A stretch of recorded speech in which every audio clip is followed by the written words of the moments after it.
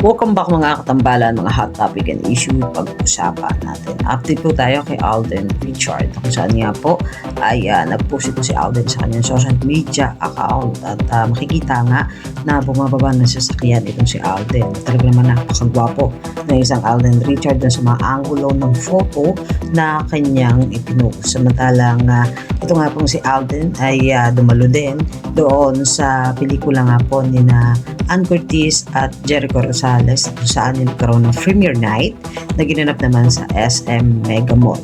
At ito nga po yung The Loved One kung saan ay dinulog itong si Alden ng naglakad nga po doon sa red carpet. At nagbigay naman ng ilang message itong si Alden about doon sa pelikula ni na Ann at Jericho na talaga namang todo ang suporta ni Alden. Samantalang makikita naman yung ilang mga photo at ito nga po ay yung ganap doon sa naging premiere night ng The Loved One. Nga po ay yung pagbate nitong si Alden kung saan ay napakagwapo rin itong si Alden nang bumati nga ng kaarawan. At isa pa nga po ay si Alden nga po ay binigyan naman ng award para po sa Excellent in the Philippine Entertainment Award para po sa Global Trend Business Leader.